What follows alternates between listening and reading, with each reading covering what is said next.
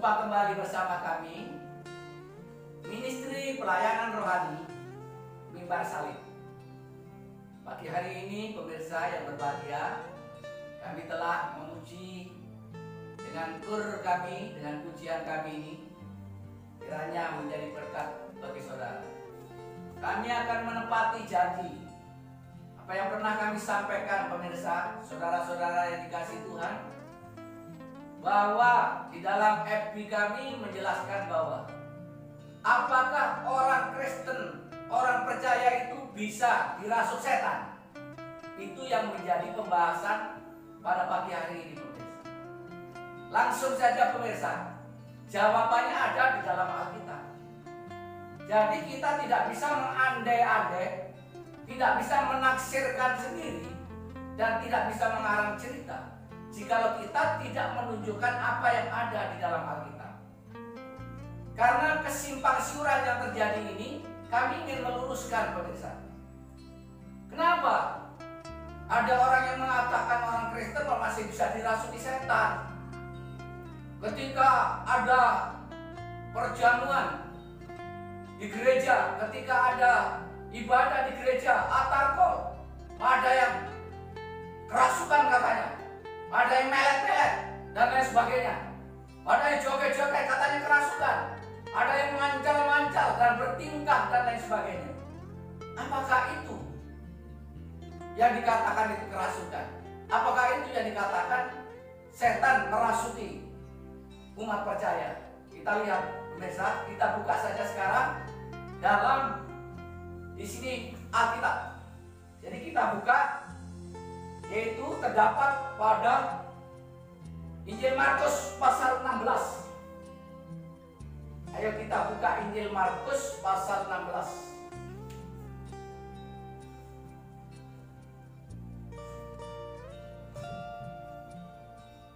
Injil Markus pasal yang ke-16 ayat yang ke-15 sampai 18 kita lihat.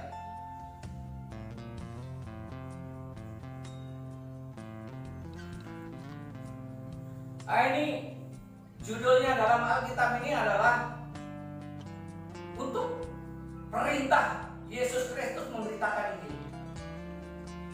Nah, mari kita baca bersama-sama. Lalu Yesus berkata kepada mereka, pergilah ke seluruh dunia, beritakanlah Injil kepada segala makhluk. Siapa yang percaya dan dibaptis akan diselamatkan, tetapi siapa yang tidak percaya akan dihukum. Tanda-tanda ini akan menyertai orang-orang percaya. Mereka akan mengusir setan-setan demi nama. Mereka akan berbicara dalam bahasa-bahasa yang baru bagi mereka. Mereka akan memegang ular, dan sekalipun mereka minum racun maut, mereka tidak akan mendapat celaka. Mereka akan meletakkan tangan atas orang sakit, dan orang itu akan sembuh. Amin. Nah, dari pernyataan dan perintah Yesus Kristus, kita ini mempunyai tugas yang khusus dan yang harus kita lakukan, yaitu memberitakan Injil ke seluruh dunia, ke segala makhluk. Makhluk artinya adalah manusia.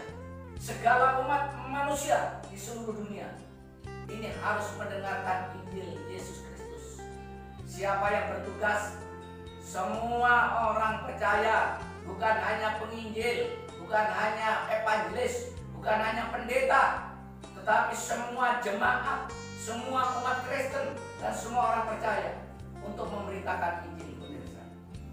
Jadi kalau kita memberitakan Injil itu tidak harus jadi pekhotbah di gereja, tidak harus kita memberitakan Injil itu jadi pendeta semua atau jadi evangelis semua, tetapi semua bisa memberitakan Injil lewat talenta masing-masing, lewat tugas dan pekerjaan masing-masing.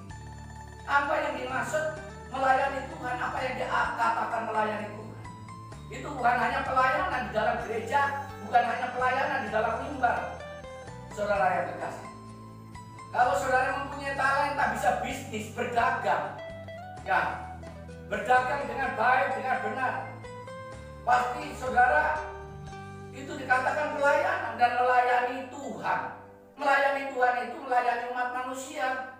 Jadi kalau kita di gereja melayani Tuhan, itu melayani jemaat, supaya jemaat di sini bisa mendapatkan, yaitu pelayanan dari firman, mendapatkan pelayanan dari berita Injil itu, mendapatkan pelayanan secara sosial.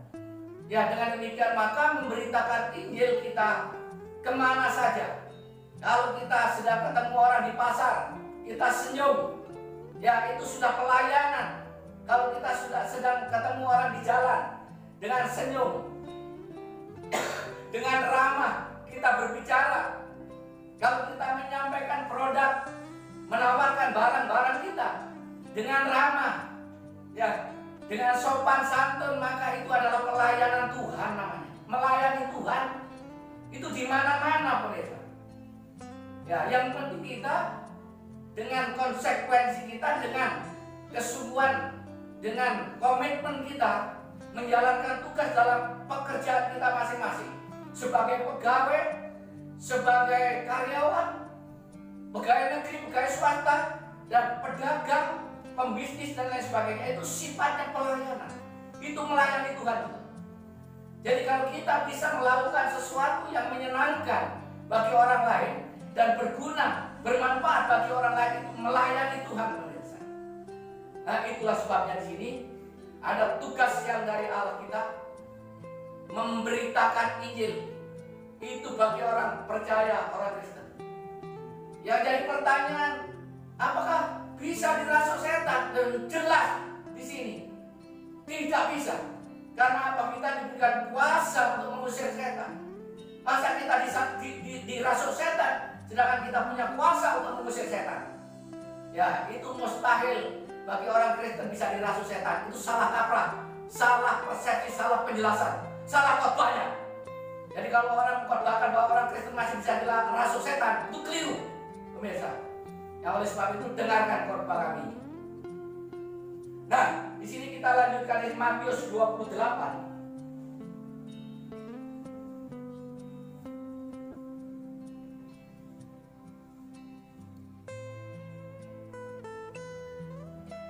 Injil Matius 28 ayat 19 sampai 20.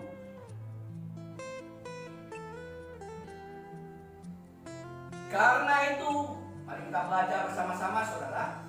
Karena itu pergilah, jadikanlah semua bangsa mereka dan baptislah mereka dengan dalam nama Bapa dan Anak dan Roh Kudus. Dan ajarlah mereka melakukan segala sesuatu yang telah kuperintahkan kepadamu. Dan ketahuilah, aku akan menyertai senantiasa kamu sampai akhir zaman. Nah, ini penting menjadi catatan orang percaya. Orang percaya ini tidak bisa stagnasi, tidak bisa berhenti di jalan, tidak bisa kehilangan kepercayaan, tidak bisa kehilangan keyakinan, tidak bisa kehilangan keselamatan. Kenapa dikatakan Yesus akan menyertai engkau sampai kesudah zaman? Nah, oleh sebab itu inilah yang dikatakan penyertaan Allah itu seterusnya sampai selama-lamanya, seumur-umur hidupnya hingga sampai akhir, yaitu di surga. Penyertaan Tuhan. Jadi kita lihat di sini dikatakan bahwa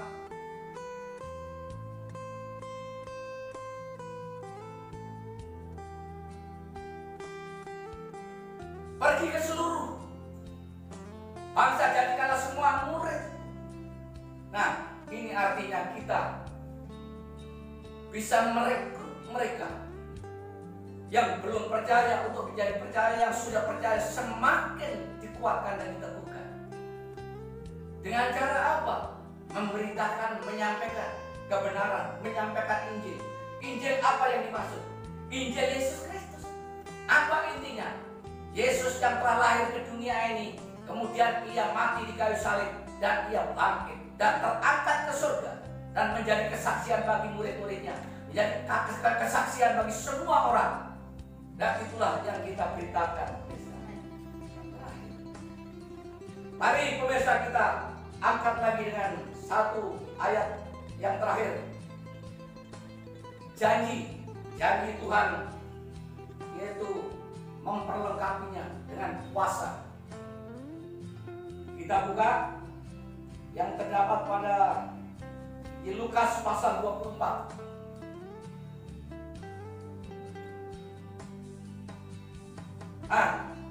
Di Lukas pasal yang ke-24 ayat yang ke-48 sampai 49 kita baca.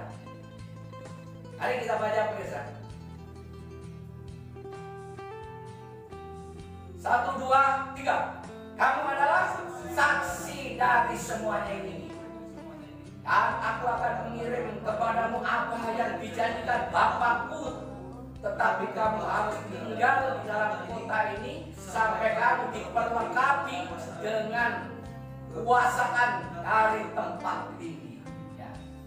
Jadi Yesus berjanji akan memberikan perlengkapan, yaitu kuasanya ketika Yesus mati di kayu salib, kemudian bangkit dan ia menampakkan diri kepada muridnya, mengatakan, tunggu di kota ini, yaitu di Yerusalem, sampai aku datang untuk memberikan janjiku, yaitu melengkapi dengan kuasa. Apa itu? Roh Kudus, Roh penghibur, Roh penolong, Roh yang memberikan kekuatan, Roh yang memampukan, Roh yang memberikan kesembuhan yang dari Yesus Kristus untuk diberikan bekerja bersama kita di dalam hidup kita, untuk memimpin, menuntun kita dan menyertai kita semua sampai akhir zaman, sampai akhir hayat kita. Kita disertai oleh Roh Kudus. Oleh sebab itu setan-setan tidak akan mendekat di dalam hidup kita. Iblis pun akan lari di hadapan kita. Semua sakit penyakit pun akan dilenyapkan, dan orang yang sakit akan disembuhkan. Bila ada orang yang sakit saat ini, pegang tangan, katakan dalam nama Yesus Kristus, pasti disembuhkan. Bila ada orang yang menderita apapun, kesulitan apapun, dalam nama Yesus Kristus Tuhan akan buka jalan. Jadi percaya dan yakin firman Tuhan iya dan amin. Firman Tuhan pasti. Jadi tidak ada jawaban yang tidak pasti di dalam Alkitab ini. Dengan demikian percayalah saudara yang mengalami kesulitan, sulit cari pekerjaan, kesakitan, penderitaan, apapun yang dihadapi, katakan Tuhan Yesus, sembuhkan sakitku dalam namamu, sembuh dalam namamu, sembuh dalam namamu, sembuh dalam namamu, semua sakit penyakit disembuhkan dalam namamu, semua setan-setan lenyap dan pergi dari hadapan kami. Nah, inilah firman Tuhan yang kami sampaikan pada pagi hari ini, pemirsa dan saudara-saudara yang kekasih. Kiranya Tuhan Yesus memberkati. Jangan sampai lupa ikuti tayangan kami, renungan firman dan khotbah-khotbah kami, dan pasti saudara akan diberkati dan mendapatkan karunia-karunia serta pengertian akan firman Tuhan yang lugas, lugu, tegas dan jelas. Dan di sini yaitu pure, artinya di sini benar dan kudus, karena adalah firman Tuhan dan kebenaran. Sampai jumpa kembali bersama kami, Ministry Pelayanan Rohani. Dalam nama Tuhan Yesus, kita semua diberkati.